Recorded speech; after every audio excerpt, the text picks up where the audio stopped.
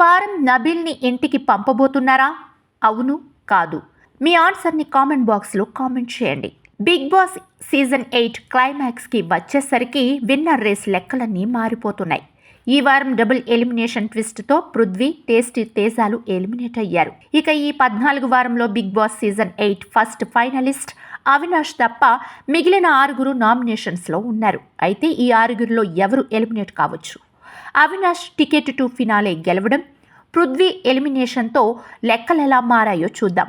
Avinash ticket to finale గెలిచి season 8 first finalist కావడంతో ఒక్కసారిగా లెక్కలన్నీ మారిపోయాయి. హీరోలు జీరోలు, జీరోలు హీరోలయ్యారు.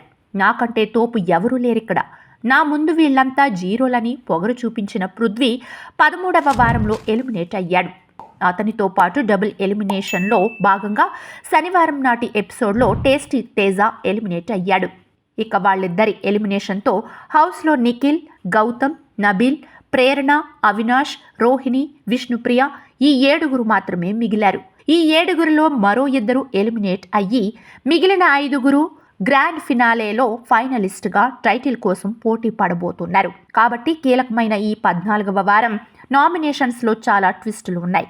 ఆల్రెడీ నామినేషన్ ప్రక్రియ పూర్తి కావడంతో 14వ వారంలో ఒక్క అవినాష్ తప్ప మిగిలిన 6 నామినేషన్స్లో ఉన్నారు.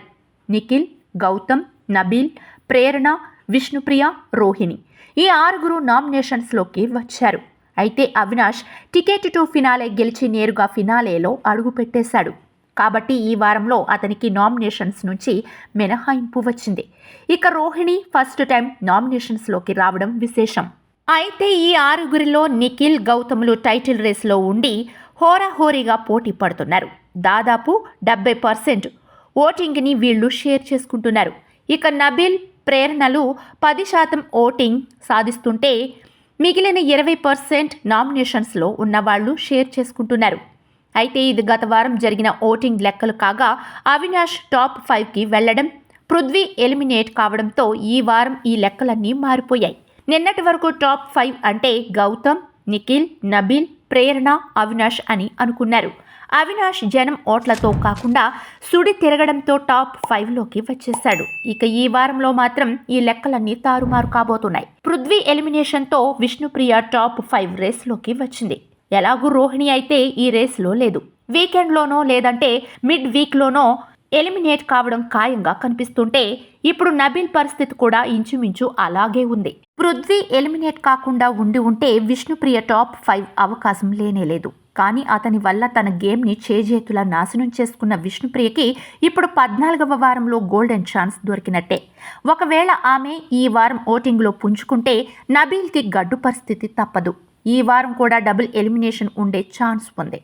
ఈ వారం కాకపోయినా గత సీజన్ మాదిరిగా 15వ వారంలో మిడ్ వీక్ ఎలిమినేషన్ జరగొచ్చు. కాబట్టి రోహిణితో పాటు నబీల్, విష్ణుప్రియ, ప్రేరణ ఈ 3లో ఒకరు ఎలిమినేట్ కావాల్సిందే. ప్రెజెంట్ ప్రీ ఓటింగ్ లైన్స్ చూస్తుంటే నిఖిల్, గౌతమ్లు టాప్లో యథావిధిగా ఉన్నారు. అనూహ్యంగా విష్ణుప్రియ, ప్రేరణలు తరువాత స్థానాల్లో ఉంటే రోహిణి 5వ స్థానంలోకి వచ్చింది. ఇక నబీల్ చివరి స్థానంలో ఉండటం ఈ వారం ఓటింగ్ ఉత్కంఠగా మారింది. నిజానికి నబీల్ ఆట గత 3 వారాలుగా దారుణంగా పడిపోయింది. ఫ్యామిలీ వీక్ నుంచి నబీల్ పుంజుకోలేకపోతున్నాడు.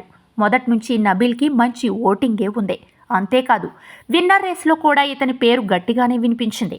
కానీ రోహిణి శివంగిలా విజృంభించి ఆడటం, అవినాష్ టికెట్ టు ఫినాలే గెలవడంతో నబీల్ గ్రాఫ్ని ఒక్కసారిగా డమాల్ అయ్యేట్టు చేసింది.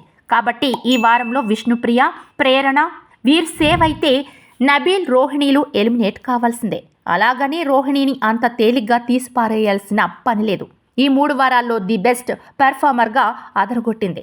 ఓటింగ్లో ఆమె ప్రభావం అయితే ఖచ్చితంగా ఉంటుంది. ఈ 14వ వారంలో నబీల్ వర్సెస్ విష్ణుప్రియ మధ్య టఫ్ ఫైట్ ఉండబోతోంది. విష్ణుప్రియని టాప్ 5లో ఉంచాలంటే నబీల్ ఎలిమినేట్ కావాల్సిందే. అయితే ఈ వారం సెకండ్ ఫైనలిస్ట్ కోసం భీకర పోరు ఉండడంతో ఇందులో నబీల్ గెలిచి సత్తా చూపిస్తే మాత్రం ప్రేరణ, విష్ణుప్రియలలో ఎవరో ఒకరు ఇంటి ముఖం పట్టాల్సిందే.